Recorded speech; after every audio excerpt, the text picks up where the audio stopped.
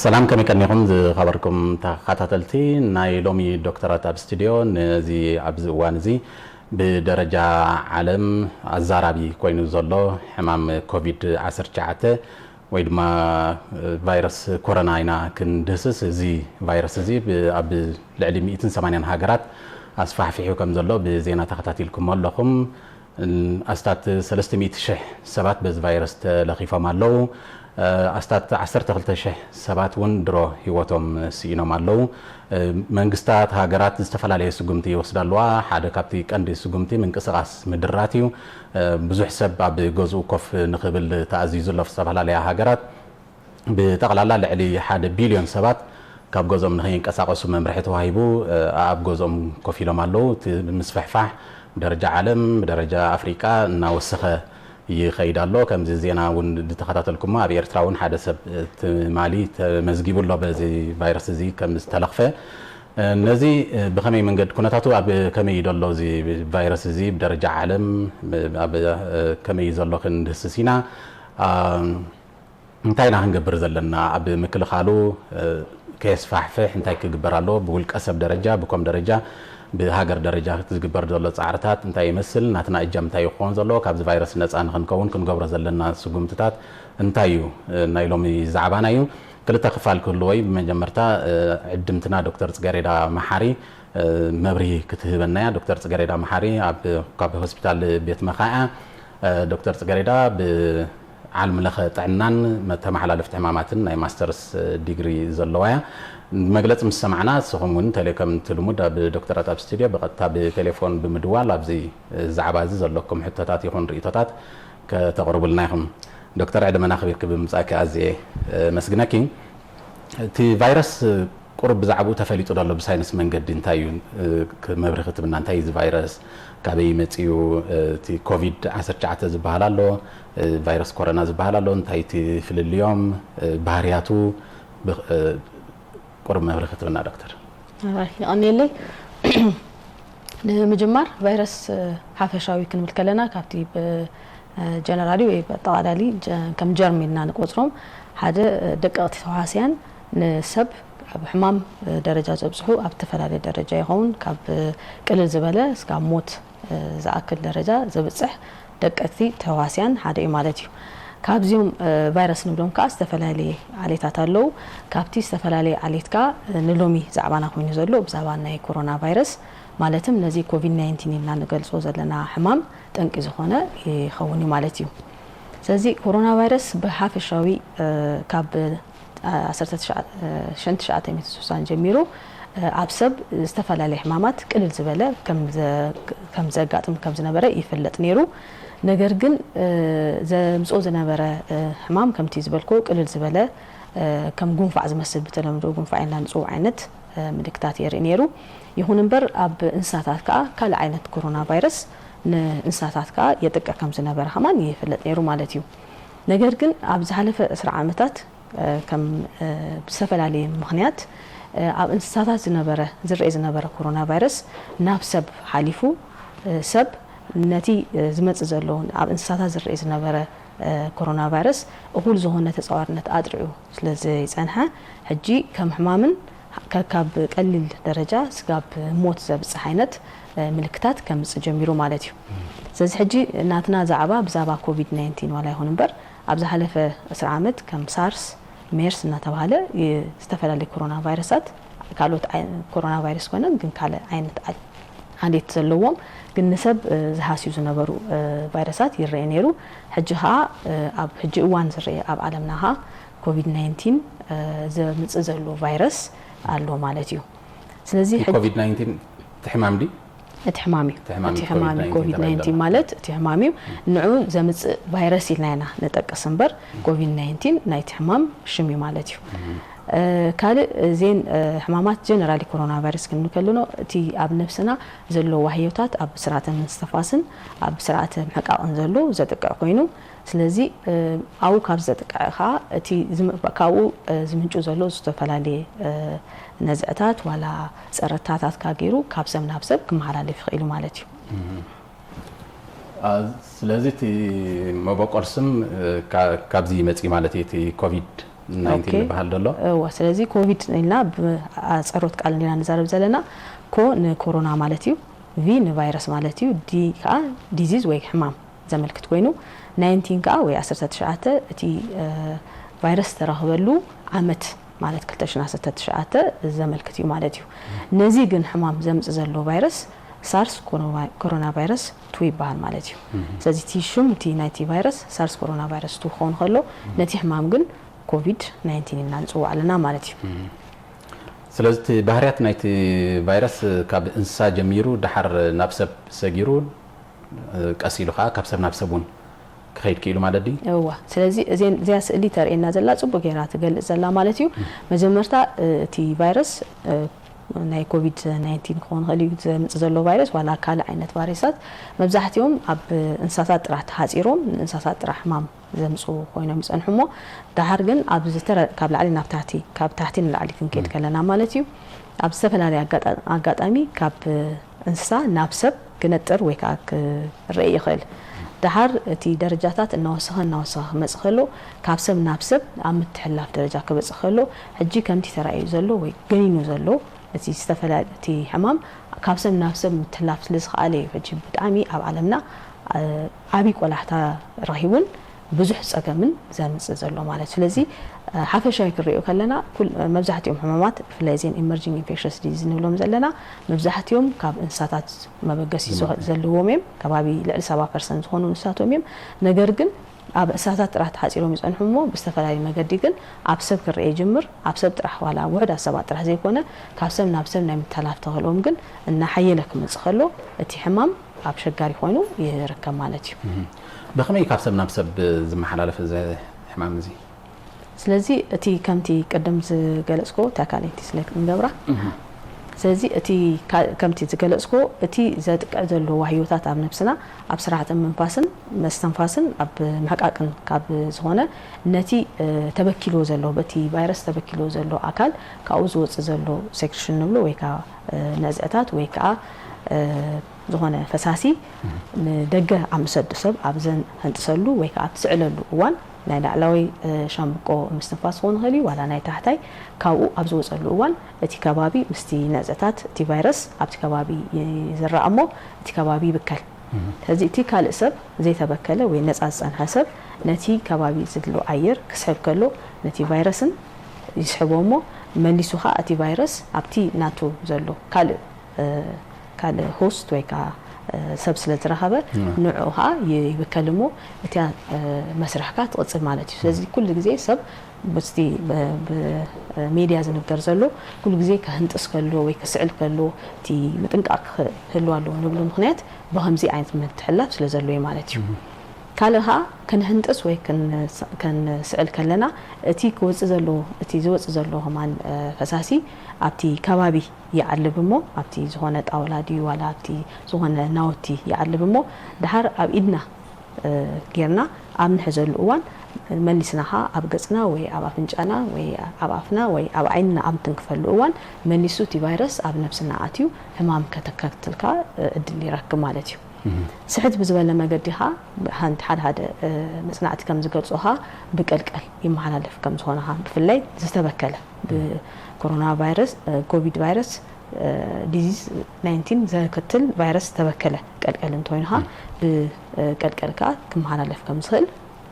የግመት ማለት እዩ እቲ መብዛሕትኡ ግዜኻ ኣብ ሰብ ዝጸንሖ ምልክት ከይራያ ማለት እዩ ሓደ ሰብ ተበኪሉ ከሎ ምልክታት ከይራያ ክጸንሖ እቲ ናይ ሕቕፎ ማዕልታት ንብሎኻ ስጋብ ክልተ ሰሙን ክጸንሕ ይኽእል ማለት እዩ ስለዚህ ናብ ውሽጢ ነፍስና ካኣቱ ክኽእል ኣለዎ ማለት እዩ ብላዕሊ ተንኪፉና እቲ ቫይረስ ኣብዚ ጠጠው ኢሉ ኢድና ኣብ ኢድና ተንኪፉና ግን ናብ ኣፍንጫና ናብ ዓይንና ናብ እዝንና እንተዳ ዘይተንከፍና ብኢድና በቲ ዝተበከለ ኢድና ና ውሽጢ ካኣቱ ክንሓምም ኣይንኽእልን ኢና ማለት እዩ እዋ ስለዚ እዚኣ ኣገዳስነት ዝገብራ ዘሎ ኢድ ክንሕፀብ ክንክላለና ናይ ኢድ ጽሬት ንብሎ ዘለና ካኣቱ ክእል ኣለዎ ናብቲ ዝብክሎ ወይ ከዓ ንዑ ዝሰማማዕ ዓይነት ዝኾነ ዋህዮታት ኣብ ውሽጢ ነፍስና ስለ ዝርከብ ኣብ ውሽጢ ኣትዩ ክኾን ኣለዎ እምበር ኣብ ኢድና ጥራሕ ስለ ዝጸንሐ ክብክለና ይክእልን እዩ ነገር ግን ኣብ ኢድና ካብ ዝጸንሐ ተመሊሱኻ ኣብ ነፍስና ናይ ምእታው ተኽእሎ ብጣዕሚ ስለ ዝሕይል ኩሉ ግዜ ኢድና ከነጽርን ከንሓጽብን كنكلالنا كم متنكافنا أبز أكلات أبز جتنا نقولن مالتي تقولنا هنا طريق كنكلالنا كم كمان بتي نجبرو زلها متنخافات أصبينا كنقدلو كنكلالنا زي فيروس من الوقت كم زدول كيو تي ناوشت نفسنا زاتو فيروس سعال كم طلنا دخلوا قال اللو كم محجين فلتم زم دمودات فيروس انتي كويني زي فيروس زي كسب كندزي حدا جنيا كوينو مخابز وان زي حجي عبتي زحلف مودات عامت نديو ترخيبو زلو تي فيروس كاب سب نفسك تحالف مس جمره كم تبلكو سب نخمزي عينت فيروس تصوار الناس لزي رهبن تي فيروس عينتها نتي وهيوتات نيسب زتقع عينت كوينو انت تصنيحو ازين تحبابيرن نتي فيروس مچو عدس لز فترلو كاب سبنا متحلاف تخلو يهلو مالتي سز اتي زغاطمو زلو سب كله اتي تصوار الناس يبلو سلازونه اتي نتي فيروس ناي مقصوار كإلتك كابسم نفسب سلس فلاليكا تي درجات حمامكا بستفلالي مقدي تي بدرجة عينتك نريال لنا مالتي نين أكلاتنا زتك حجي أوش تمسات وز فيروس حجي مبزحتيو أبتي ناي سرعة مستنفاس زبالنا يوينا كابا فنجانا سكاب سامبو نشتي أكل ناي سامبو زلنا كله خون غالي مالتيو بجوكو أخا أبتي سرعة معك عرضلو أبتي gastrointestinal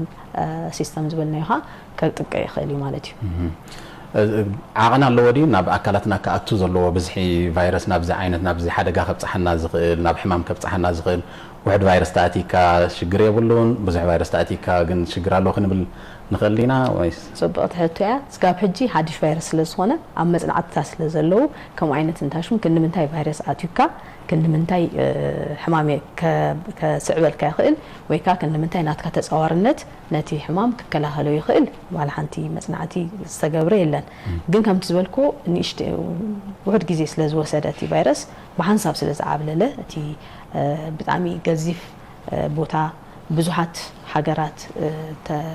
تشجروا من عند رئيس لنامبر وكل زهنا مصنعتي سلزي توسدقن نزيع مصنعتي سكاب حجي اب تشمو اي ترخبن مالتي سلازي واحد اتيون كتقعك خم زخل حسيب كام متنقاي تزحاشه متنقاي مالتي من يزي تقع ببزح سب كم زنرينا لنا بمعكنا زينا نكتاتلو زلنا بزح سب انتلاي هتصانات كيترفو منسيات عبيتي نخل سبيو زاتو من زهاسيو كفالات كله ويخل نعخ الموصينا ግን كل سب كم ستنكف حاسبنا نابت ملكتات كن كيد فيروس زي بستفلالي من قدي بإدنا تنكيفنا دي ወይ ካብ ሰብ ሓሊፉና ናብ ውሽጥና እንተዳ ኣትዩ እንታይ ምልክታትና ንርኢ ከም ዝኣተወና ባና ክንፈልጠሉ ንኽእል ምልክታት እንታይ እዩ ጽቡቕ ስለዚህ ከም ዝብልኮ ከም ኮሮና ቫይረስ መጠን መብዛሕትኡ ምልክታት ከምቲ ኖርማል ጉንፋዕ ንብሎ ንሓስቦ ከም ስረስኒ ምስዓል ወይ ካ ከምቲ ጉንፋዕ መሰል ምልክታት ክትሓዝ ኽእል እዩ እዚ ትቅልል ዝበለ ምልክት ክኾን ከሎ ሓደ ግዜ ካ ከምዚ ኒሞንያ ኢልና ብተለምዶ ንጽውዖ ከምቲ ትንፋስ ቀጥቅጥካ ትንፋስ ምግባር ክህሉ ይኽእል እዩ እናገደደ ኸይድ ከሎ ከምዚ ቃንዛ ናይ ኣፍ ልቢ ክገብር ይኽእል እዩ ተረኽሲ ከም ዝበልኮ ኣብቲ ስርዓተ ምስትንፋስ ስለዝኣተወ እቲ ቦታ እንተ ተጠንኪፍካ እቲ ምልክታትካ ምስ ዝተሓዘ ከብለና ይኽእል እዩ ማለት እዩ ህፅረት ምስትንፋስ ክርኢ ንኽእል ኢና እቲ ኩነታት እናከበደ ክመፅእ ከለካ ከቢድ ዝኾነ ሓስያ ኣብ ስርዓተ ምስትንፋስ ከጋጥም ይኽእል እዩ እቲ ብሕክምና ናይ ብሓቂ ከቢድ ዝኾነ ሓገዝ ዘድልዮም ሰባት ክህሉ ይኽእል እዩ እንተገዲዱካ ዝተፈላለየ ኣብ ነብስና ዘለዎ ሲስተም ወይ ከዓ ስርዓተ ሲስተም ኩሉ ሲስተም ናቲ ካልእ ሲስተም ከማን ተጠንኪፉ ከቢድ ዝኾነ ፀገም ስጋ ሞት ከማን ከብፅሕ ይኽእል እዩ ማለት እዩ ስለዚ ዋላ እቲ ከምቲ ዝበልኮ እቲ ቫይረስ የጋጥሞ እምበር ዝኾነ ዕድመ ክልል ከጋጥም ይኽእል እዩ ካብ ምን ናብ ምን ከጋጥም እቲ ማህሰያ ግን ይፈላለዩ ማለት እዩ ደረጃታት ኣለዎ ማለት እቲ ደረጃታት ኣለዎ እምበር ዝኾነ ሰብ ክጥቃዕ ይኽእል እዩ ስለዚ እቲ ምክልኻል ንብሎ ዘለና ሕጂ መስርሕ ንኹሉ ሰብ ካብ ንእሽተይ እስካብ ዓብይ ብምልከቱ ክኸውን እዩ ማለት እዩ ምክንያቱም እንታይ ዓይነት መጨረሻኻ እንታይ ዓይነት ውፅኢት ክህልወካ ከም ዝኽእል ክትዛረብ ኣፀጋሚ ስለ ዝኸውን ማለት እዩ ብምክንያት እዩ ከም ዝንሪኦ ዘለና ልዕሊ 300,000 ሰባት እዮም ተለኺፎም ዘለዉ ግን በብደረጅኡ እቲ ቁጥሪ ተዳሪእናዮ እቲ ኣብዚ ናብ ከቢድ ሓደጋ በፂሖም ዘለዉ ቁጥሪ ምናልባት ከተመዛዝኖ ከለካ 12,000 ከባቢ እዩ ዘሎ ብምሉእ ተታሕዘ ሰብ ይመውት ማለት ኣይኮነን ግን እዚኦም 300,000 ንብሎም ዘለና ሰባት ከማን እቲዮም ምርመራ ገይሮም እቲ ረኽሲ ولا تي فيروس ترخبلهم سباتهم نايب حقي كل من تاي سبات بتي فيروس ترخيبهم قد نايب حقي ستيل يفلط ميزلو سلازي اتيوم كابتيوم تيرا مرمرا غيرهم رخصي تبللهم ترخبلهم كن من تاي مويتو مينا نزارب زلنا نمبر كابتيوم نايب حقي تلخيفهم زلو سبات كن من تاي يموتوا ግን አይንፈልጥና ግን ሓደ ንፈልጦ ነገር መብዛሕትኡ ሰብ ቅልል ዝበለ ደረጃ ወይ ካምልክታት ከም ዘርኢ ነገር ግን ማሰይቲ ከወርድ ግን ከም ዝኽእል ግን ንርኢ ኣለና ማለት እዩ ስለዚህ ዘንጠቅሰ ጸንሕና ምልክታት ከርኢ ዘይክእል ሰብ ኣሎ ማለት እቲ ቫይረስ ኣብ ውሽጡ እንከሎ ሓደ መጽናዕት ከም ዘረድዎ ዋላንቲ ተለኺፎም ከሎ ምልክት ከይራዩ ዝኸዱ ሰባት ከጋጥም ይኽእል እዩ ኣምንታይ ዝምርኮስ እዚ ደረጃታት እዚ ማለት ንምንታይ ገሊ ሰብ ምልክት ዘየርኢ قالي سب ملكت زري كمتي تصاورنت كون خليو كمتي زبل كايوها كن منتاي فيروس نسا انفكت غيرو كالو كن منتاي كان نسا اميونيتيها كمان كون خليو ساز كمتي زبلكو تي حمام حجين ديو زري زلو ابزين زحلت تسحلف سلست ورحين دين ببسي زري زلو كمتي حدش موانو كمتي ببس حساب سلستلخ فينا تي كل حتى تغيرو لنبر تي استفلالي مصنعتي حجي خيت سلازلو تي ملستات مبزحتي ملستات دحالينا كرهو مالتي تي مبزحتيو كونتات مسترغاغ تي داتا مستأكبه إنا كنا زاربنا هون.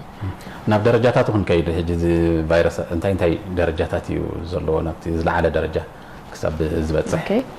سلازي تين ملكتات أبسب زريوسي انت عين الدرجاتات كلوال يخيلنا كنا بنتوينا مبزحت يسب كاب 80% كاب 85% كل زبالة درجة كم زي سعال غيركا كون فاقد مثل عينس ملكتات يزري.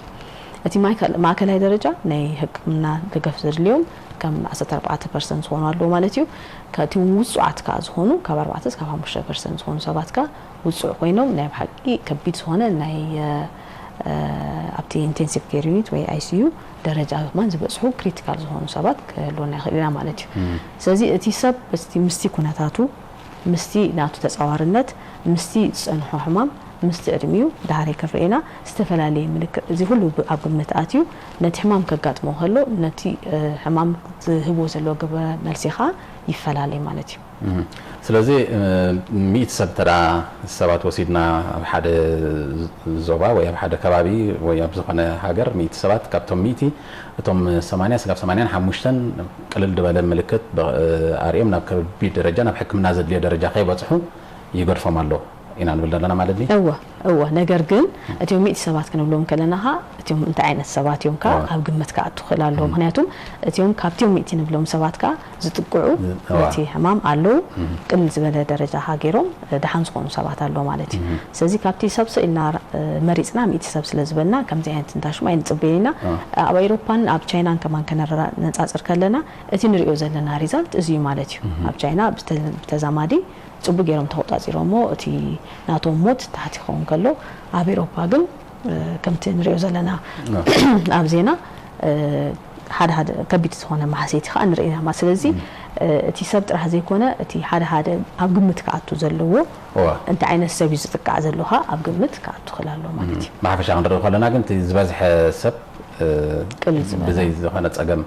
يقرفوا له هنا احنا بنخلي مالتي حافش يكريه لنا قلل زباله ماني زياده تقع بز فيروس انا زي فيروس زي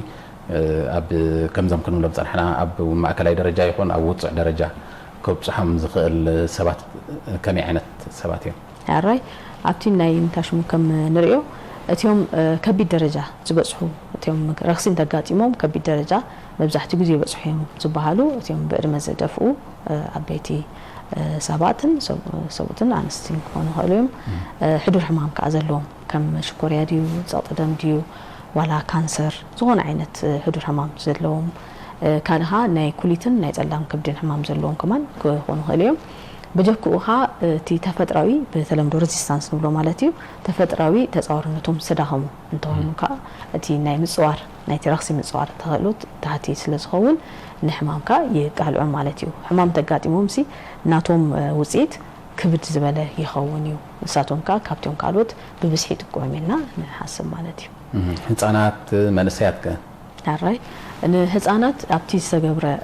ዝርኤ ዘሎ እጂ ኣብ ዝተፈላለዩ ሃገራት እቲ ዘክቦ ዘሎ ዳታ ስሕት ኢሉ ኣብ ህፃናት ከማን ይርኤዩ ምክንያቱም ህፃናት ምስቲዮም ብኮቪድ 19 ቫይረስ ተሓዙ ሰባት ምሳቶም ስለዝነብሩ ይረዩ ነገር ግን ኣብ ህፃናት በተዛማዲ ምስ ዓበይቲ ከነጻጽር ከሎ ኣብ ኣቶም ዝረይ ዘሎ ናይ ምልክት ሕማም ቅልል ዝበለ እዩ ስለዚ ናይ ባቂ ህፃናት ኣብ ድሓን እዮም ማለት እዩ ግን እቲ ምልክታት ዝረይ እንተይልናስ ከም ካልእ ከም ትዝበልኮ ጉንፋዕ መሰለ ምልክት ከም ዝኾነ ናይ ቫይራል ረክሲ ዓይነት ከም ሰዓል ናይ ረስኒ ሰዓል ወይ ረስኒ ወይ ከዓ ናይ ኣፍንጫ ፀረርታ ንሱ ከዓ ሓደ ግዜ ናይ ተምላስን ውፅኣትንካ ክረይ ይኽእል ማለት እዩ ግን ንሕና ተነቀፍቲ ናይልና ስለንሓስብ ቆልዑት ንሕማም ከዓ ብርግጽ ተነቀፍቲ ስለዝኾኑ ነዚ ሕማም ከዓ ስለዝፈራሕና ኣሉ ጥራሕና ስለዝሓሰብና ግን ከምዚ ማስክ ወይ ከዓ ናይ ኣፍንጫን ናይ ኣፍን መሸፈኒ ግን ምግባር ብዙሕ ኣየድልን እዩ ስለዚ ጥዑያት ቆልዑት ስካብ ህፃናት ስካብ ዝኾኑ እቲ መሸፈኒ ገለ ኣየድልዮም እዩ እቲ መተሓላለፍ መንገዲ ናብቶም ህፃናት ክሓልፈሉ ዝኽእል መንገዲ ከምታ ቀዲምና ዝጠቀስናዮ ተመሳሳሊ ዲ ተመሳሳሊ እቲ መተሓላለፊ መንገዲ ተመሳሳሊ እዩ ፍልይ የብሉን እቲ ምልክታት ግን ኣብ ቆልዑት ይሓይሽ ካብ ዓበይቲ እቲ ፍኹስ ዝበለ ምልክት ሲ ኣብ ቆልዑት ይረአ ካብ ናይ ዓበይቲ ማለት እዩ ውድብ ጥዕና ዓለም መንእሰያት እውን ኣብዚ ጉዳይ እዚ ነፃ ይኮንኩምን ዝብል መግለፂ ውፅእ ነይሩ ትማሊ ከመይ ማለት እዩ እወ ስለዚ መንእሰያት እንታይና ንፅበይ ምስቲ ናታቶም ተፃዋርነት ድሓን ስለ ዘለዉ ምስቲ ንኣሽቱ ምዃኖም እቲ ሞት ዝርአን እቲ ከቢድ ሳዕቤን ዝርአካ ኣብ ዓበይቲ ስለ ዝነበረ ቁሩብ ሸለልተኝነት ክርአ ጀሚሩ ማለት እዩ ኣብ መንእሰያት ነገር ግን ዋላ መንእሰያት በቲ ሕማም ክተሓዙ ከም ዝኽእሉን ሓሊፉ ዝተፈላለየ ፀገማት ይረአ ከም ዘሎን መንእሰያትካ ክዛነዩ ከም ዘይብሎም ከዓ ይነገራሉ ማለት ስለዚ እቲ ቅድሚ ሕጂ ዝነበረ ኣተሓሳስባ መንእሰያት ከምቲ ዝበልናዮ 85% ከምድከና እንተኮይናሲ ከምቲ ከም ዝበልኮ እንታይ ዓይነት ሰቢና ኣብ ግምት ነእቱ ኢልና ስለናሓስብ ስለዚ መንእሰያት ከማን ኣብ ሕማም ክትጥቅዑ ከም ዝኽእሉን ሓሊፉ ከዓ ኣብ ሽግር ከኣቱ ስለ ዝኽእሉ ነፃ ክኾኑ ከም ዘይብሎምን እቲ ናትና ቆላሕታኻ ኣብቲ ምክልኻል ክኸውን ከም ዘለውን ንምሕባር እዩ ማለት እዩ ብኸመይ ዝንፀር እዚ ሕማም እዚ ኣራይ ስለዚ ከም ዝኾነ ናይ ቫይረስ ኢንፌክሽን ምስቲ ካልእ ንገብሮ ዘለና ምርመራ ማለት እዩ ግን እዚ ሰብ ናይ ባሓቂ ካብ ኮቪድ-19 ሕማም እዩ ዘሎ ኢልና ከነብል እንተይና ከምቲ ዝበልኮ ካብቲ ቫይረስ ዘለዎ ቦታ ማለት እዩ እቲ ረክሲ ዘለዎ ናይቲ ሻምብቆታት ናይ ምስትንፋስ ስርዓተ ምስትንፋስን ካብኡ ወሲድካ ቼክ ጌርካ ነቲ ቫይረስ ክትሪኦ ትኽእል ኢኻ ማለት እዩ ወይ ከዓ ብደም ምርመራ ጌርካ ነቲ ቫይረስ አንጻር ነፍስና ዘዳሎ አንቲቦዲ እንተለኻ ንሱ ቼክ ጌርካ ሕማም ኣሎ ድየብሉ ከተረጋግጽ ትኽእል ኢኻ ግን ሓደ ክንፈልጦ ዘለና ንኮቪድ-19 ክንብል ከለና እቲ ከም ጉንፋዕ መሰል ስለዝኾነ ጥራሕ ነዚ እንታሽሙ ኢልናስ ንኮቪድ ኢልናስ ክንጥርጥር ክንከላለና መርመራ ቅድሚ ምግባርናሲ እምበኣር እዚ ምልክታት ንሪኦ ዘለና ምስ ኮቪድ-19 ዝተሓዘ ኢልና መበገሲ መጠርጠሪ ክህሉና ክእላሉ እምበር ኩሉ ሰብ ሰዓል ስለዝሓዞ ኩሉ ሰብ እዚ ምልክታት ንሪኦ ዘለናኻ በቀሊሉ ብብዝሒ ዝረአ ስለዝኾነ ኩሉ ነገር ብሓንሳብ ነተሓዞ ክኾነ ይብሉ ስለዚ እዚ ዓይነት ምርመራ ክንገብር እንተይና ግን ምክንያታት ክህልወና ክእላሉ ማለት እዩ ብቐሊሉ ደኸይ ፍለጥ ናብነት ኣብ ሃገርና ኣሎ ዲዚ መመርመሪ ሰብ እንተዳ እዚ ቫይረስ እዚ ኣለዎ ክንፈልጠሉ ንኽእል መንገዲ ኣሎ ድዩ ክንደይ ግዜ ይወስድ ንክትፈልጦ ንሓደ ሰብ እወ እቲ ሓደ ክንሰርሐሉ ዝነበርና ዝሓለፈ ካብ ዳርጋ 2 ወርሒ ጌርና ኣለና እቲ ናይ ቫይረስ መመርመሪ ኣብ ሃገርና ኣሎ ኣብ ኣድልዮ እዋንካ ግን ንገብር ኢና ማለት እዩ ትማሊ ከማን ዝንገር ዝነበረ እቲ ሰብ ተረኺቡ ዝበሃል ዘሎ ነቲ ቫይረስ ካብቲ ሰብ ስለ ዝረኸብናዮ ኢና ስለዚ እቲ መመርመሪ ኣለና እቲ ናይ አንቲቦዲ ምርመራ ናይ ደም ምርመራ ዝብልናዮ ከዓ ሕጂ ክመፅእ ተፅቢት ኣለና ኣብ ቀረባ እዋን ሎሚ ወይ ፅባሕ ክመፅእ ሞ ኣብ ስራሕ ክውዕል ናትና ተፅቢት እዩ ማለት እዩ ስለዚ ኦልሬዲ እቲ ክውሰድ ዘሎ ስጉምቲ ተወሲዱ ከምዚ ዓይነት ጥርጡራት እንተለውናኻ ምርመራ ጌርና ከም ዘይብሎም እናረጋገጽና ንሰርሐሉ ዝነበርና ጉዳይ ማለት እዩ ከመይ ዘሎ ኣብዚ ናይ ሃገርና ኣተሓዛ ናይ እዚ ጉዳይ ብማዕከና ዜና ንከታተሎ ኣለና ናብ ሃገር ዳእቱ ሰብ ዝግበረሉ ምርመራታት ኣሎ ሕፅር ዝበለ ኣፅሙቕ ኣቢልካ ክትገልጽና እንታይ መስርሕ እዩ ዳሓልፍ ዘሎ ሰብ ነዚ ምርመራ ነዚ ጉዳይ እዚ ንምቁፅጻር ብደረጃ ሃገር ዝግበር ዘሎ ነገር ኣራይ እስካብ ሕጂ ዝገበርናዮ እንታይ እዩ እቲ ሽግር ክፍጠር ከሎ ተማም ዝረአሉ ዘሎ መጀመርታ ክጅመር ከሎ ኣብ ውሕዳት ሃገራት ነይሩ ብፍላይ መጀመርታ ኣብ ቻይና ስለ ዝነበረ ቻይና ክመጹ ሰባት ክመጹ ከለው ከምቲ መጀመርታ ዝበልናዮ እቲ ሰብ ኣብ ዝመጸሉዋን ምልክት ከይሃሎ ኣብ ሃገርና ኣትዩ ነገር ግን ምልክት እንተለዎ ኣብ ህዝቢ ጸገም ከይወርድ ተባሂሉ ኣብ ቤት ማሃ ማለት እዩ ንውሽም ነርና ማለት እዩ ምክንያቱም እንትን ሕቅፎ ጊዜ ዝበልናዮ ስካብ ዝውድእ ሰብ ኩነታቱ ንረጋግጽ ጸገማ ወይ ናይ ረክሲ ምልክት ኣለው ደይብሉን ኣረጋግጽና ብድሕሪው ምስ ኣረጋግጽና ጥራሕ ነቲ ህዝቢ ኸኣ ዋላ ሓንቲ ጸገማ የምጽን ኢልና እንተሓሲብና ጥራሕ ነፋኑ ነርና ማለት እዩ دهار ግን እቲ ሽግር እናበስሐ እቲ ሃገራት ካ ኣብ እቲ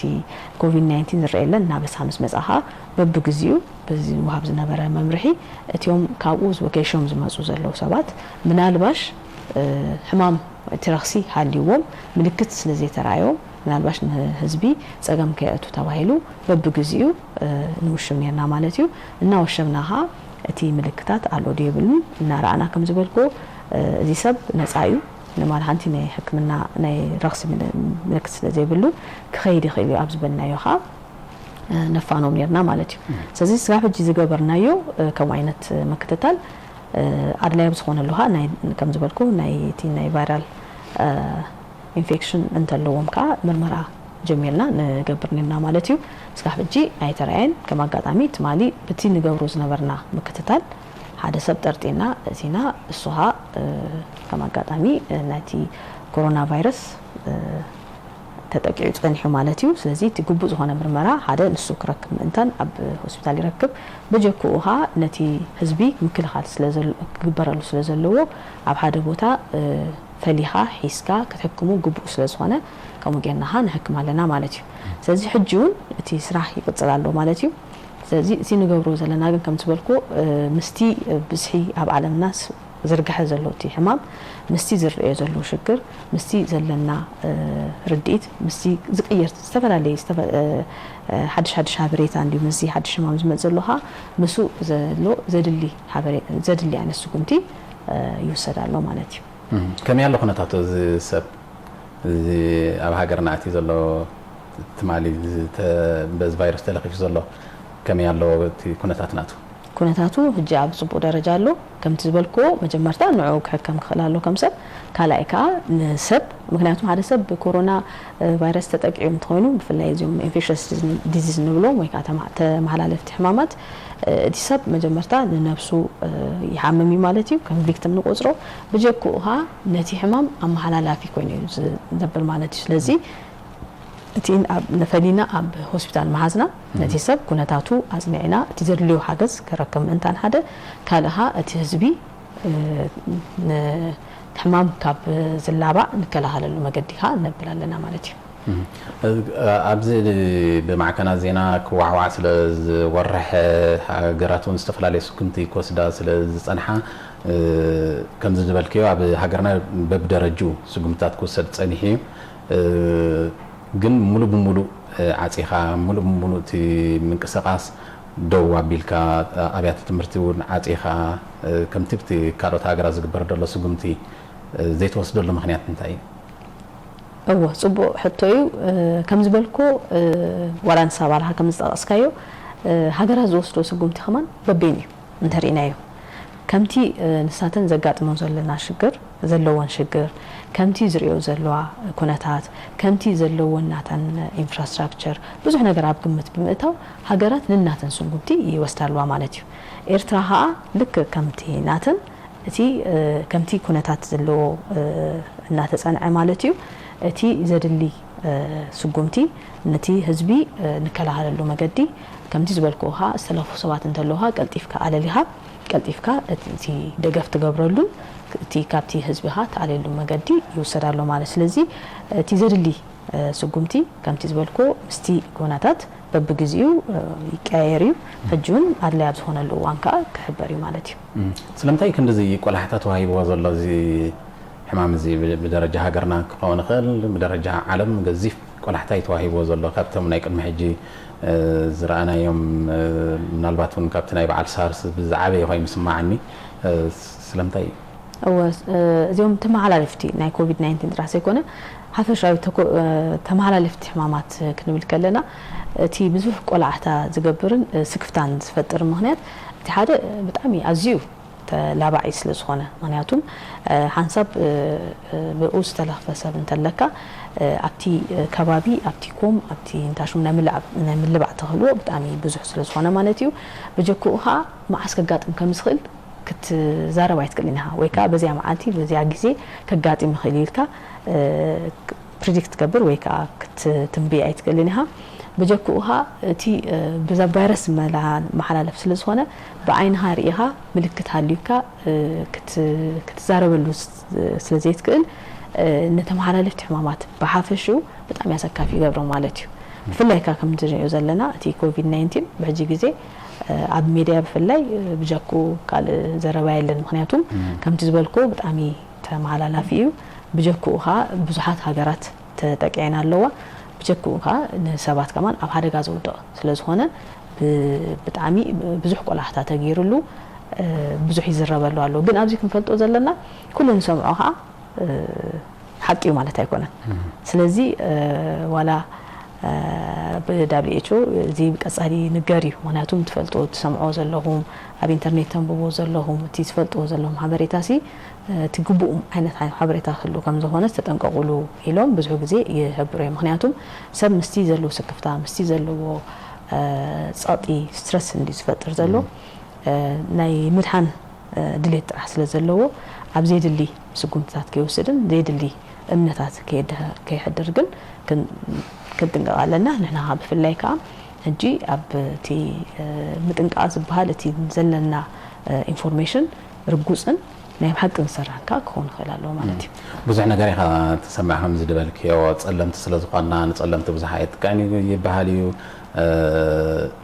استفعل عينت مغبي كم شغورتدي بربردي وجلس لنبلع نحنا بزحيت كعناني زبهال النجار الله زي انتايو مرداتا خبزي تي حزب خميو كردو زلو اينا يجيغا تي كابت عزب تكون او سلازلخي بجيجا مردي تالو تبليو نجارات انت يالو زي هو كم تيز بالكو هجيك نقق لنا تيزلنا انفورميشن بتاع مثل زبسحه كم هجي انفورميشن موحد نيرو تي سب زسكفو نيرو هجيك حبريتا ينورن حبريتا زي مهلاوي هجيك انت حبريتا سلازبسحه عيني حبريتا اي نايب حقي تخكل زونه وحسنا زلو حبريتا نعنا زتقم عيني يقول كنت نسرح لنا مال سلازي تي جوجي زونه بيلات حفشاوي بانترنتن بميديا نسمع زلنا تي هذا كوفيد 19 من الباش تي ويزر ويكاتي كلايميت مستغيره تي هارور مستغيره سي كطفيو كم تي فلو فيروس كم يطفيو زبل قمتات አለው ግን ሕጂ እዚውን ከም ዝበልኩ ሓድሽ ቫይረስ ስለዝኾነ ናይ حقي كطفيو አይጠፍኒ ዝፈልጥ የለን ስለዚህ ከምኡኢልና ትጽቢት ከማን ንገብር ይብልና ማለቲ ዝፍለጥ ነገር ስለዘይሉ ስለዚህ ንሕና ክንጸቀጥ ዘለና እቴን ናይ ምክልኻል ሕማም ምክልኻል ንብለን ዘለና ስራሕ ናይ حقي ጻይድና ክንሰርሕ እንከላለን ነበር ምናልባሽ እቲ ማዓቲ ግዜ ወርሓሙሽ እንደምጽበዩ ዘለው ግን ስለዝቀየር ኢልና ክንሓስብ ይብልናን ካልእ ወላ ሃሩር ዘለዎም ሃገራት ከም ሲንጋፖር ወላ ደቡብ ቻይና ገለመለ ኮቪድ ቫይረስ ኮቪድ 19 ይርአ ነይሩ ስለዚህ ናይ حقي ትሁዝ ታሽሙ ግን ከም ዘይኮነ ክንፈልጥ እንከላለና ካልእ ቀድም ከም ተዛረብናዮ መለሰያት ኣይጥቆም ዝባሃል እዚ ጌጋ ሬዲዮ ጻዳ ሽጉርትን መድሃኒትዩ ተባሂሉ ነይሩ እዚ ግን ኤቪደንስ ዘሎ ወይ ከዓ መረዳእታ ዘለዎ ኣይኮነን ንጥዕና ተባሂሉ ክውሰድ ይከኣል ግን ኮቪድ 19 ካብ ወይድሕና ያልካ ክንተ ወሲድካ ግን እቲ ጌጋ ሬዲዮ ማለት እዩ ካልእ አልኮላዊ መስተ ካብ ሕማም ይከላኸል ስለዚ መስተ ይጽቡቅ እዩ ዝባሃል ይሳማን ጌጋ እዩ ወላ መልካም አልኮላዊ መስተ ኢልካ አልኮል ምሱ ቫይረስ ይቀትል እዩ ገለ ኢልካ እቲ ብዙሕ ኮንሰንትሬሽን ዘለዎ ዓይነት መድሃኒት ወላ አዳልዮም ستيوم عبد هذا بوتا زموتلو جزيني أوان نيرو مالتي سلزي كم ساعات عينة سجومتي ولك أيضا خان سجومتي كام بموساد كنت هنكن كلالنا مالتيو بالكل إدنا نحط وصل نخلي الكاس نوشتون الكل متاو إلى ما تأثير مالتي كتحويل كاتجوجن وعمود درجة زوج حسابات كمان على مالتيو كله بريكنا أبن بسخانة نسيب كاسي كتحوي تخليها زبالات حساس والو إذن إذن كم زبالكو تي فيروس أبتي وشتنا عتيو تي رخصي زمن السبب لا ليس لز تلخنا ويس لز نسقنا كنحوينا عملنا تيكونن كله مستي حمام ክትሓስብ ከለها كل ሰብ መጀመርታት መጸሉ እንባር እዚያ ናይ አፍንጫን አፍን መሸፈኒት ተድልያ ማስክ ንብላ ማለት እዩ እዚ ግን ዝድገፍ አይኮነን ማስክ ነቲ ዝምልከቶ ሰብ መጀመርታ ምልክት ዘለዎ ሰብ እንትኮይኑ ካል ሰብ ከመሓላልፍ ካልሃ ንሕማት ማለት ሲ ኮቪድ-19 ጥራሕ ዘይኮነ ወላ ዝኾነ ሰዓት ዘለዎ ሰብ ዝኣልዩ ከም ናይ ሕክምና ሰራሕተኛታት ኮኑ ህልዮም ወይ ካብ ገዛ ካሎ ሰባት እንተለው ነቲዮም አለይቲዮም ዝፍቀደ እንበር ወይ አድላይ ዝኸውን ዘሎ እንበር ንሁሉ ሰብ ማስክ ገይሩ ኸይድ ብዙሕ አገዳሲ አይኮነ ማለት እዩ ከምቲ ዝበልካዮ ሆማን ኣብ አፍሪካ በተዛማዲ ካብ ካልኦት ሃገራት ድሓን ስለ ዝኾነት እንባር ጸለምቲ ድሓይና ገለ ሬዚስታንስ የሎና ያኽእል ምስቲ አፈጣጥራና ዝመጽእ ኢልካ ሓሳብ ኣሎ ግን እዚውን እስካብ ሕጂ ዝተፈለጠ ስለ ዘይኮነ ንሕና ቲ ኣብቲ ምጥንቃቅ ኢና ጸይና ክንሰርሕ ዘለና እንበር ምልክታት ምኽንያታት እናሃብና እቲ ምጥንቃቅ ንድሕሪት ነብለሉ የለን እቲ ምጥንቃቅ ንጅምሮ ዘለና ዋላ ካብ ሎሚ ክኸውን ይኽእል ማለት እዩ ገሊ ሰብ ኣብ ጎደናታት ኣብ ኣስመራውን ገሊ ዝረኣናዮም ኣለዉ ቆልዑ ማስክ ገይሮም ዝኸዱ ንቤት ትምህርቶም ገለ ሰባት እውን ማስክ ገይሮም ዝኸዱ ኣለዉ ስለዚ ቁናዕ ኣይኮነን ኣድላይ ኣይኮነን ኣብ ዝዋን ዘመን ኣድላይ ኣይኮነን ኣይድገፍን እዩ ጀኸማን ብኸመይ ኢና ክንከላኸሎ ዘለና እዚ ቫይረስ ከም እንሪኦ ዘለና ኣዝዩ ዘስፋሕፍሕ ብቕልጡፍ ናብ ብዙሓት ሃገራት ኣስፋሕፊሕ ኣሎ ስለዚ እንታይ እቲ መከላኸሊ ዝበሃል ብልክዕ ብውልቀ ሰብ ደረጃ ክትገብሮ ዘለካ ኣብ ገዛኻ ክትገብሮ ዘለካ ኣብ ከባቢኻ ብኮም ደረጃ ክትገብሮ ዘለካ እንተላይ በሃገር ደረጃ ክትገብሮ ዘለካ ነዚ ምስፋሕፋሕ ንምግታእ እንታይ እቲ ናይ መከላኸሊ ኣገባባት ጽቡቕ ስለዚ ክንገብረን ዘለና 4 ነጥብታት ኣለዋ ማለት እዩ ስለዚ ሓፈሻዊ ምክልኻል ኮቪድ-19 ኢልና ክንሓስብ እንተወይና መጀመርታ እቲዮም ተለኺፎም ክኾኑ ዝኽእሉ እዮም ኢልና ዝሓሰብናዮም ሰባት ቀጢፍና ኣለሊና ሕክምና መጽኦም እቲ ረኽሲ ኣለዎም ድይብሉ ክልለ ይኽእል ኣሎ ከምቲ ዝበልኮ መብዛሕትኦም ሰባት ከምዚ ጉንፋዕ መሰል ዓይነት ምልክት ዋላ ይሃለዎም እምበር ነገር ግን ብሕክምና ጥርጠራ እንተሎ ቀጢፎም ምርመራ ገይሮም እንተለዎም ሳቶም ዝሕገዝሉ መገዲ ክድለ ይኽእል ኣሎ ብጀክኡኻ ካብቲ ህዝቢ ተፈልዮም ከዓ ስጋብ ድሓን ኮይኖም ነፃ ኮይኖም ናብ ቦታኦም ዝምለሱ ግን ኣብ ሓደ ቦታ ተዓቂቦም ከብል ይኽእል ኣሎ እዚኻ ብሚኒስትሪ ጥዕና ኣብ ቤት ማኣ ሆስፒታል ኮይኑ ስለ ዘሎ ኣብኡ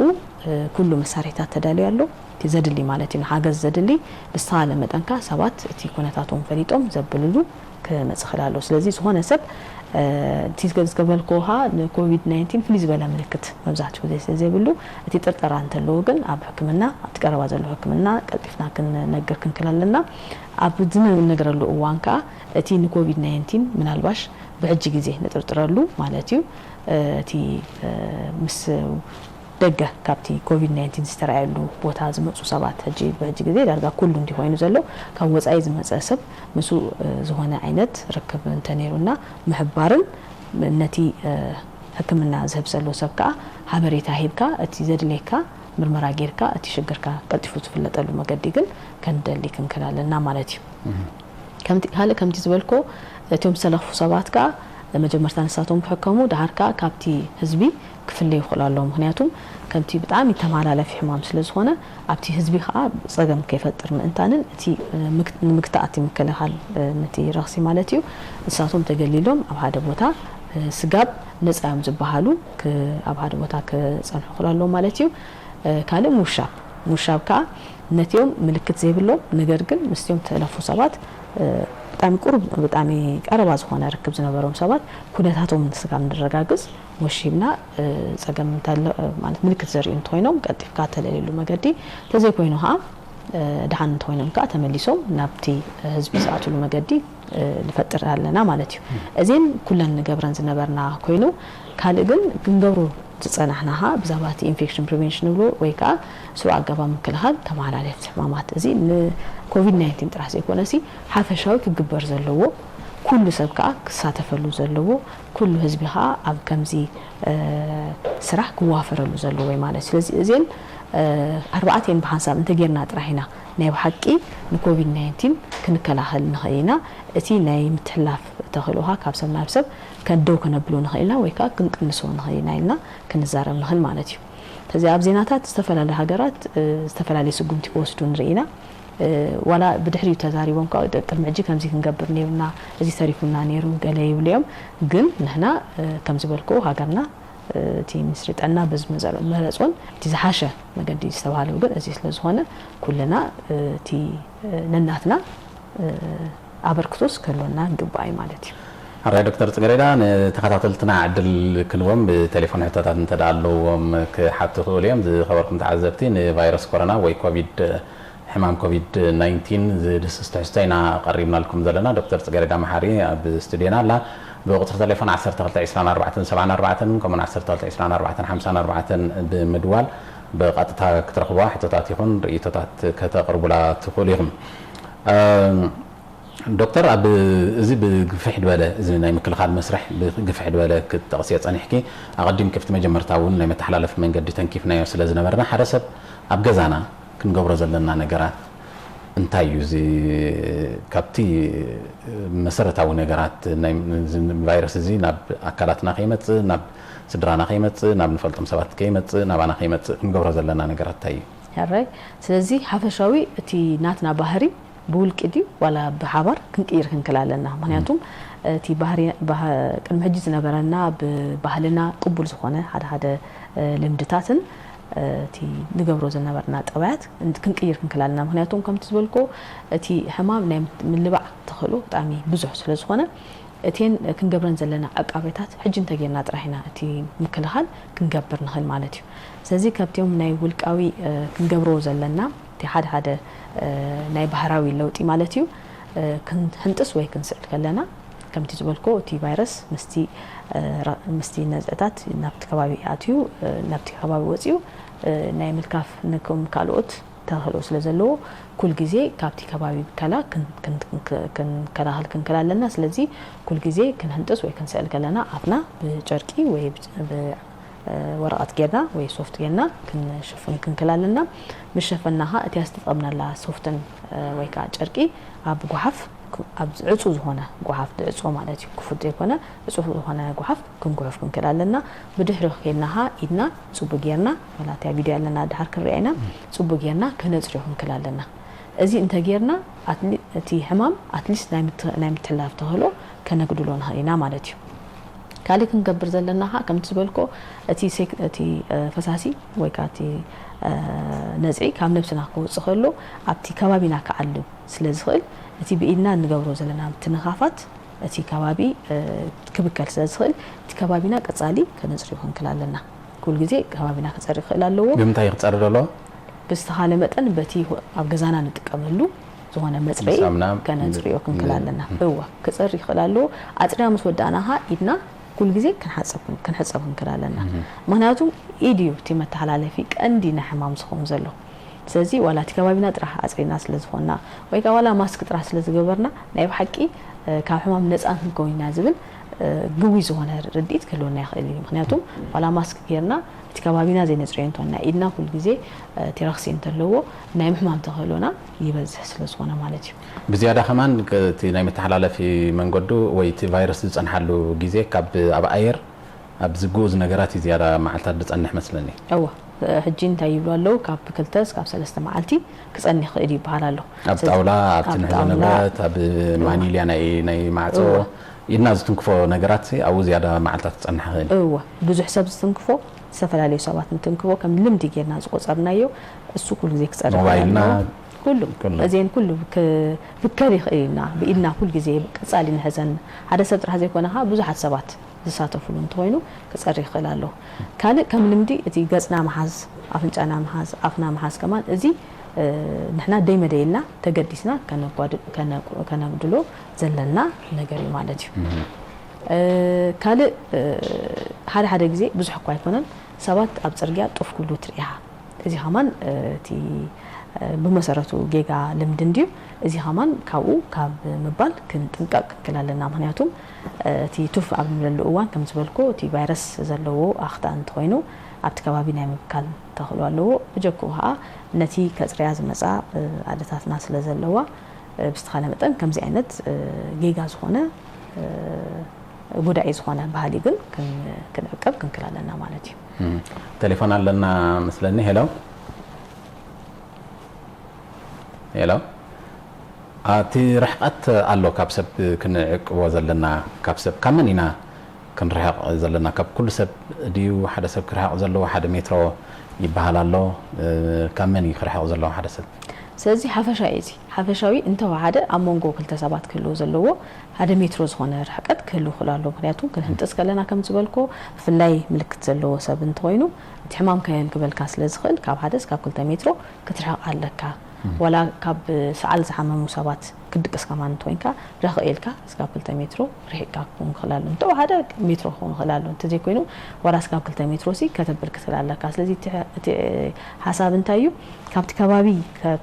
ካብ ዝብከል ካብቲ ቫይረስ ክትረኽእሞ እቲ ናይ ምትሕልላፍ ተኽእሎሲ ከተትሕት እዩ ማለት ስለዚ እዚ ከንረኽቕ ከለና ካብቲ መብዛሕትኡ ግዜ ካብቶም ሕማም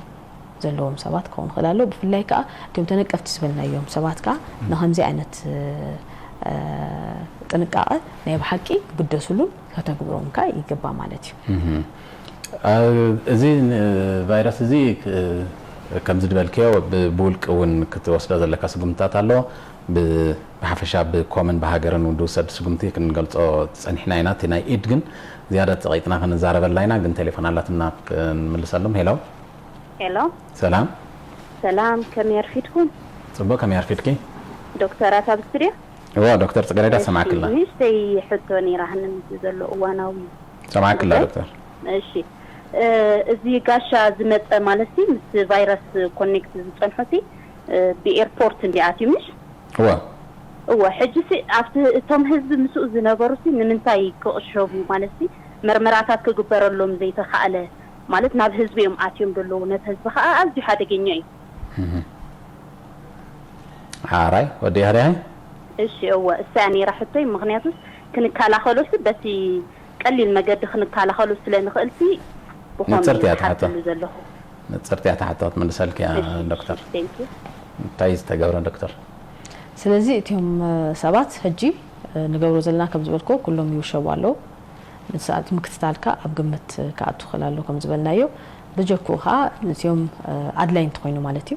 ኣድላይን ተኮይኑ እቲዮም ምስኦም ዝነበሩ ርክብ ዘለው ስድራ ቤት ከማን ኣድላይን ዝኾነሉዋን ኣንጺና ከም ንምርምሮምን እቲ ጥዕኖምን ከም ንረጋግጽን ክንገብርኒና ማለት እዩ ስለዚ ዘድልሱ ግምትስ ይውሰድ ዘሎ ማለት እዩ ኣብኢድ ምሕጻብ ከም ዝድበልክዮ ቀጻሊ ኢድና ክንሕጸብ ኣለና ኢልክ ነርኪ بلكة أبينو وانينا زيادة كنحسب زلنا في أجا تحت أصبح كم يكون زلوا صبوا سلزي حافشاوي إيد محساب كحمام مسكالها اليوم بر الجون نجبرو زلنا إيد محساب في الزبالة كوفيد 19 نا زين نجبرو يكون نقل زهون تم على الاستحمامات كنكلها لنتوينا اتحاد أتقندن أجد داسن زهونة إيد محساب ناي ቀንዲ ዝኾነ ስትራቴጂናትና እቲ ኢድ ምሕጻብ ማለት እዩ ስለዚ ከምዚያ ሕጂ ኣብታ ቪድዮ ንሪኣ ኩል ግዜ ኢድና ክንሕጸብ ከለና ስኢልካ ትንክፋቢልካ ብማይ መሃል ዘይኮነ ዝተሃለ መጠን ብሳሙና ክኸውን ይኽእል ኣለዎ እቲ ንሕጸበሉ ማለት እዩ ክንሕጸብ ከለና ኩሉ ዓይን ኩሉ ቦታ ወላ ኩሉ ፓርት ናይ ኢድና ኣብ መንጎ ኣጻብዕትና ዘይተረፈ ኣብ ውሽጢ ኢድና ከማን ኩሉ ክንሕጸቦም ከነጽርዮም ክንክላለና ስለዚ ክንሕጸብ እንተወይና እንተወሓደ ናይ 10 ደቂቕ محساب إسراء كاليت إسراء سكند سوري إسراء سكند محساب كلنا خلاله مالتي كم تزبلكوها أزين تغيرنا هنا التي فيروس من البات عبيدنا لجيبون تسانيحو التي ناتنا حمام كيمسألنا نكداهن مالتي لذي كم قال إنه جبرو زهون عينت برخصي سلافة أهنتسنا عبيدنا في اللي أنت نيرنا نمسالي أخته انت حزنا ويكا تيز حزنا يو غحفنا يو سوفت انتلو مغبي كندالو خلنا حموم عادينا انت ودينا لاينان دحر ملاينان مغبي قدم مبلعنا ولا كان نسرح كلنا مغبنا دحر مسرحنا ولا اين مدري قدم دحر متقامنا ولا قدم متقامنا انت تحصينا اتي علامانتايو إلنا كل يصوري كونمو معناته إدنا عندي كل نجار سنكب زلوا أتي حمام كا بقول سلزم مثلنا نتي نحمام كل حال كا كم نجبر نخلينا مالتي. alright تليفون علاتنا هلو. هلو. سلام كمل لها. صبح ما يتقام. دكتورة تفسير دويل كلها. هو سمعك كله. alright كتل. أنا حنت حتى زري لك حتى في فوضى بيت مقبي ريستورانت زلون دا شاهي بارات وزته نزيعتهم كخامي جركا تدخل كلهم تدخل كمي جركا كتنقا تدخل حفلسي تقدامي تخلي تعتقل هاي تلا أبزاز لعبنا ايربورت تباسي بتعمي بتبكخ الرأي اللو ويز بلانا مالته هاراي يعني لنا اوكي نتصرت دايركتور تي حساب قبولي تي انتاش مالتيو سلازي تي حجي نزاربلو زلنا ولا لوم يمصانا كلنا نناتنا حلافنت كنوصع منتاني سلازي تي حزب انت يغبر خلالو تكالات انت يغبرالو تي انفورميشن ወይ ካት حبريتا انت هيبنا كلنا نناتنا ተበግሶ ጌርና تي حمام ዝመሓላለፍ መገዲ انت ፈሊጥናሲ كلنا تي حمام متحلف ناكتلون نقارصلون መገዲ ግን ክንደሊ ክንከላለና እዚ ተበግሶ ናትና ይኹን ዘሎ እምበር ሓደ አካል ስለዝሃብካዮ ወይ ካት ስራሕ ክሰርሕ ስለዝበልካዮ ግን ክኸውን ኣይክእልን ስለዚ እቲ ዕላማ ወላ እቲዮም ትካል ዘለዎም ንሳቶም ኮስቶ ዘለዎ ስጉምቲ ነናቶም ትካል ካብ ዝኾነ እቲ ምስቲ ዘለዎም መሳርሕቶም ገይሮም ሰምትናቶም ሰራሕተኛታት ገይሮም እቲ ስጉምትታት ክወሰድ ክእላለዎ እቲ ሓፈሻዊ ብዓቢ በሃገር ደረጃ ዝውሃብ ሓበሬታ በመንግስት ደረጃ ዝመጽኾን ምስቲ ዘሎ ከም ዝበልኮ ምስቲ ዝተፈላሊ ኩነታት ምስቲ ኩሉ ይቅየር እንዲ ዘሎ ምስቲ ኮቪድ-19 ሽግር ንሪኦ ዘለና ስለዚ እቲ ሓፈሻዊ ዝኾነ ሓበሬታ መንግስቲ ባዕሉ ክወይ ነገር ግን ወላ ንሱ ከይተጸበና ኩልና ካብ ሎሚ ጀሚሩ እቲ ክንገብሮ ዘለና ካብ ገዛና ማለት እዩ ካብ ገዛና ጀሚሩ ኩልና እቲ ኢንፌክሽን ፕሪቨንሽን ንብሎ ወይ ከዓ እቲ ሕማም ናይ ምትሕላፍ ምቁራጽ ግን እቲ ባህሪ ምቅያር እንዲ ትቀንዲ ደይመደይልና ስራሕ ኢልናስ ክንገብሮ ክንከላልና ማለት እዩ ነገር ግን ናብ ማህበራዊ ከም ዝበልኮ ትውልቅ አይና ንዛረብ ጸኒሕና እምበር እቲ ሓፈሻዊ ክንገብሮ ዘለና ግን ነገራት ኣሎ ፍላይ ከዓ ምስቲና ባህሊ ምስቲ ለምዶና ልምድና ምስቲ ንጽበዮ እቲ ትጽቢት ዘለና ናይ ህዝብና ክሪኦ እንተወይና እቲ ዘለና ምትዋስ መሰብ ከነጉድል ክንከላለና ከም ዝበልኮ እቲ ዕላማ እንታይ እዩ ሓደ ሰብ ኮቪድ-19 ሃይሙን ተጸኒሑ እቲ ናይ ምትሕላፍ ተኽእሎ ከጉድል ክእላሎ ወላ እንተ ሃይሙ ዝሓመመ ሰብ ብዙሕ እንቀሳቀስ የብሉን ሕክምና ኸይዱ ተዘድልዮ ረድኤት ክረክብ ክእላለዎ ዝኾነ ጥርጡር እንተወይንሃ ምርመራ ክገብር ክእላለዎ እሱ ጥራሕ ዘይኮነ ከም ትበልናዮ እቲ ናይ 1 ሜትሮ እስካብ 2 ሜትሮ ኸ ፍልልይ ክህልዎ ክእላለዎ ንሱ ጥራሕ ዘይኮነ እቲ ኣገዳሲ ዝኸውን ዘሎ ነቲ ሕሙም ቀቀጢፍና ከም ዝተለኽፈ ማለት እዩ ቀቀጢፍና እንተረኺብና ጥራይና ንሕና ብዝተሃለ መጠን ነቲ ህዝቢ ሴፍ ንብሎ ወይ ከዓ ደሓን ዝኾን ደረጃ ኣሎ ኢልና ክንዛረብ ንኽእል ማለት እዩ ስለዚ እቲ ዘድሊ ምትሕዋስ ክጎድል ክእላሎ ከምዚ ንሕና ብተለምዶ ከምቲ ቅድሚ ሕጂ ዝነበርናዮ ሕጂ ክንከውን ኣይንክእልን ኢና ስለዚ ሕጂ ስርሐይላ ከምቲ ዝበልኮ ተገዲስና ኣድላይ ዝኾነ ምትሕዋስ እንተለዎ ከነጉድሎ ክንከላለና ከምዚ መገንታሽ ማለኒ ንግደት ማሕበር ገለ መለይ ኢልካ ምሳባት ተሓወሶ ሕጂ ብዝተሃለ መጠን ኣገዳሲን ኣድላይ እንተዘይኮይኑ ክውድል ኣለዎ ማለት እዩ ካልእ ሕጂ መገሻውን ከማን እንተኮይኑ ብዝተሃለ መጠን ኣገዳሲ እንተኮይኑ ጥራሕ እንተኮይኑ ይምረጽ እዚኦም ከማን ቅድሚ ሕጂ ተነጊሩ ነይሩ ስለዚ መገሻ እቲ ሰብ ነናቱ ህይወት ክመርሕ ይኽእል እንድዩ ሕጂ ግን እዚ ከም ለበዋ ቆፂርና ከም ሓበሬታ ለበዋ ጥራሕ ዘይኮነ ከም ኣገዳሲ ሓበሬታ ቆፂርና እንደተግቢርናዮ ኩልና ስለዝኾነ ክንዕወተሉ ንኽእል ኣገዳሲ መገሻ እንተዘይኮይኑ ዘይድሊ ምንቅስቓሳት ክህሉ ኣይግባእን ማለት እዩ ምስቲ መገሻ ዝተተሓዘኻ እቲ ንሓበራዊ መጓዓዝያ ኸማ ምስተሃለ መጠን ከነጉድል ክንክላለና ምክንያቱም እቲ ምትሕላፍ ብምስትንፋስን ምስቲ ሴክሬሽን ወይ ከዓ ነዝዕታት ካብ ዝበልና እቲ ብሓንሳብ ጭቃጭካ መሃድ ከማን እቲ ኣሰካፊ ክኸውን ስለዝኽእል ብዝተሃለ መጠን ንሓበራዊ መጓዓዝያ ካብ ምጥቃም ክንእለይ ክንክላለና ማለት እዩ ካልእ ዝኾነ ዓይነት ከምቲ ዝበልኮ ዝኾነ ዓይነት ስምዒት ናይ ሕማም ገለ እንተለና ኣብቲ ብዙሕ ሰብ ዘለዎ ታሽሙ ዘይምጋሽ ምክንያቱም ሕጂ እቲ ረብሓ ናይቲ ሰብ መጀመርታ ክሕከም ክእል ኣለዎ ከም ዝበልኮ እቲ ጠንቂ ክፍለጥ ክእል ኣለዎ ብጀክዋ እቲ ህዝቢ እቲ ሴፍ ዝኾነሉ መገዲ ኻ ክንደሊ ስለ ዘለና ማለት እዩ ካልእ ከም ልምዲ ንሕና ንገብሮ እቲ ሰላምታ ብኢድ ንህቦ ዘለና ኸ ክንገድፎ ክንክእል ኣለና ምክንያቱም ሕጂ እቲ ልምዲ ከም ዝበልኮ ክንቅይር ግዜ ይወስድ እዩ ግን በብቁርቢና ክንገብሮ ንኽእል ኩልና ንናትና ስጉምቲ ክንወስድ ክንክልና ጀማን ለንቀና ብዙሕ ሰብ ሰላም ከማን ኣይበሃልን ወይ ከዓ በዚ ጎንቦ ወላ እንታሽኑ ወይ ከዓ ወህሎ ሰላም ዝብል እዚ ጽቡቕ مرأي عندي أزيكن أصبيانا كندفلون كنسرحلون زلنا نجار أبز كم جسلين جي زلناها استفعل لي من كتات جيرنا نتي سلامتنا كان معلا لبس لنهل نيقدنا يكون نتي نعيد سلامتا وكن جوابتن كان رئيس زلنا مالتي هذا تليفون لنا هلو هلو هلو سلام سلام كما عليكم صباح كما عليكم حتى الله أنا دكتور نعرف سمعك لا دكتور زانا إيربورت دولتا قد يبزو هن فرتي كونتنا اللامة كتنا ترالنا توم عايش مسومات يوم للو سي كلهم توشيبهم ديم ولا كابجزو مسكوري ديم توشيبهم للو ولا خميسة نتيرات نجرنا دعنا قلت سنت نايتي منستري أنا خا أبسعتو قلت دعانة حواريتات كم سلو أو خلاها كم حواريتها خبيدة ما لده هراي عنيلنا كنت نترال كيا أوكي هراي نترال دليل لو تا أنت إذا ملص كيا هراي نتي سب كم تزبلكو أب هوسبيتال نعري لنا مالتيو مسوز زمزو عايشكا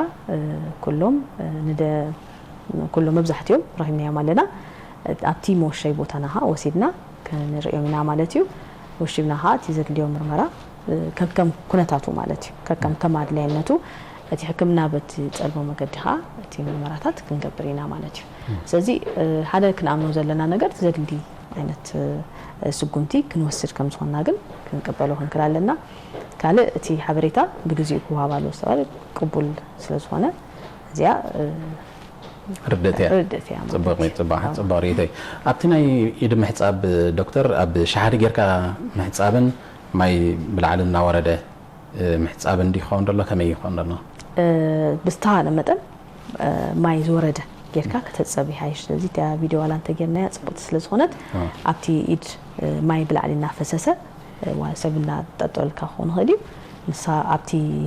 أقول زهنا ماي سئل كابت حساب بالعلي نافسسه ويك أبون بانتلو كاوم حساب بتيز حشي مالتي. زي مداني تالو دي فيروس زي حمام زي. سكافجي نزي حمام فتون زهنا متعين تسوي هيلو استرخ بمتعين يلا. جن مستيز كمهجنا برا تمكرو ناي سارس وين ناي ميرس هذا متعين شو تقومون زنبرو حج أكثر يخليلهم استفنا ليو فتنات يقبرالو ነገር ግን ፍቱን ዝኾነ እነዚ ይሰርሕሞ በሃምዚ መገዲ ነሐዊና ዝባል መድኃኒት ግን እስካፈጂ አይ ተራህበን ማለት እዩ ምሱ ዝኸይድካ ክታበት ሓደ ናይ ሰብከ ሓመም ከሎ ነቲ ሕማም ተጻወርነት አጥሪዩ ዘጽንሕ ሜላዋ ላይ ሆነ ነበር ሕጂ እስካፈጂ ንዑ ዝኾን ክታበት ዋላ ዝተፈላልየ فتنات يقبر نبر نعوز زبل جن تاشم هينو سب وهب أي تجمرن مالتيو كالي حطوها حانسا من تحميم كاسي تزورنا تدريدها ويس داغما ملكفتي يقعد مكا يخيليو زبل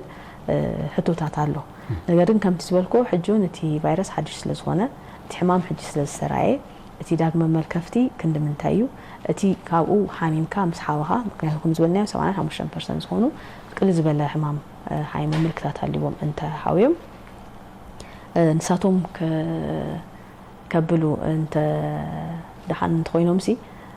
تيناتهم ريزيستانس نبلوه كإيميونيتي سي كسرها لهم يخيليو زبل رديت قاعد جيلن كم تزبلكو حدش لزوانا تحمام كحجين ديسنا عزلو عبزبين تعينت مع سيتي والرديو تعينت ملكتات يمز دحركا نوح زوانا صعبين كمان انت علو صبودي حما بزي قدس مالتي انت على وقم بحج سلسونا نزيم ملس خمان اي ترحبل نزلو مالتي اب غزا كم زدبلكيوت بعدما دبولو زياده ناي متقع تقولو علوم كمي يخون دلوتي مهنيات ጭንቀት አሎ ፍርሕሎ مزراب كمي يخون دلو كمي خات مرداتات فطرو زلك كم لبوا خال لبوا انت لك مسو حاويسنا كن ملسا وقتي كم زبلكو تي ناتنا مسيوتنا استحاز اندي مستي سوشال هيوتنا مستي نابرانا استحازي تي صبو بحال يالنا اندي تي مبصصا تي مدغغاف تي الله هادو مبحال ازي صبو والا يكون نمبر مقادالونا بتارسيانا مسجد بزح مقادالو مقابلو سغا كندو دخيلي مستي هيوت مز انديو بحجي غزي كن تي حدا متعلالفي ناي حمام تي زيد اللي متخاب نبلالنا አቦታትና አደታትናሃ ከምሲታት ማም ዝጥቁዑ ካብ ዝሆኑ ብስተሃለ መጠን ንሕና ከነረዶም ክንከላለና ቲ ምክልካል ዘይኮነ አረዲካ እዚ ንግዚኡ ቲ ሽግር ስካብ ዝሓልፍ እወ ንሕና ሃማን ደሓና ኣለና ሕጂ ግን ከህልወና እንዲና እንደሊ ዘለና ቲ ምክልካል ሓደ ዘዴ ካብ ዝሆነ ሳቶም ክተሓባበሩና ንሁሎም ከነረዶም ክንከላለና አረዲናስ ከነእምኖም ከማን ኣለና ማለት እዩ ምናልባት ሓደ ሰብ ኣብዚ መዳይዚ እንተዳ ነፍሱ ጠርጢሩ ከም ዝድበልከ ናብ ሕክምና ክኸይድ ክኽእል ኣለዎ ዝኾነ ምልክታት እንተዳርዩ ናብ ሕክምና እንተዳ ኸይዱና ከባቢኡ ዘሎ ከመይ ዓይነት ስጉምትታትኩም ዝውሰድ ሰም ክሕብሩ ወይም መርመራታትኩም ክገብርሉ ይኽእሉ ንኻልእ ሰብ እንተዳ ጠርጢሩ ማለት ብዝተፈላለየ ምክንያት ናብ ሕክምና ክኸይድ ዘይክእል ሰብ ወይ ክኸይድ ዘይደሊ ክህሉ ይኽእል እዩ ኣጋጣሚ እሞ ጎረቤቱ ድዩ ከባቢኡ ዘሎ ሰብ እንተዳ ጥርጣረ ሃልይዎ ክሕብረሉ ዝኽእል ናይ ቴሌፎን ቁፅሪ ወይ ሜላ እንታይ እዩ ክገብር ዘለዎ ኩላትካ ተዓዚብካን ናይ ኩላትካ ሓላፍነቱን ስለዝኾነ ኦኬ እዚኣ ጽቡቕቲ ሕቶ እያ ስለዚ እቲ ምክልኻል ካብ ዝበልናዮ እቲዮም ጥርጡራትካ ቀልጢፍካ ምልላዩ እቲ ሒዝናዮ ዘለና ከም ትበልኮ ከትዮም ካብቶም 4 ዘዴታትካ ሓንቲ ካብ ዝኾነት እዚኣ ክንገብር ክንክእል ኣለና ስለዚ እቲ ቴሌፎን ዝበልናያ ኣብ ሓፂር እዋን ትንገርያ ብሜድያ ክመጽኡ እቲ ህዝቢ ክፈልጣ እዩ ስለዚ ኩሉ ሰብ ፈሊጥዋ ዝኾነ ጥርጣረ እንተለና ዝኾነ ዝሰክፍ ነገር እንተለና ቀልጢፍና ንሕብረሉን በቀልጢፍና እቲ ስጉምቲ ዝወሰደሉ መገዲ ግን ይደል ያለው ስለዚ ኣብዚያን ሓፂር እዋን ግን ከነገሪው ብስተሃለ መጠንካ እቲ ህዝቢ ክንተሓባበረና ንላቦ ማለት እዩ ዶክተር ጽጌረዳ ዜናና ነመስግነኪ ኣኔልና ቴንክ ዩ خبركم تحتاتلتي ناي لوم زعبنا خمسة تكاتلو تصنعكم حمام كوفيد 19 مس كورونا فيروس متأثر زلوا وي كورونا فيروس متحمام زي دستوستين يرى قدمتنا دكتور صقريدا محاري كاب هوسبيتال بيت مخاينيرا سلامة كتالكم عزينا نمسجن تحنكني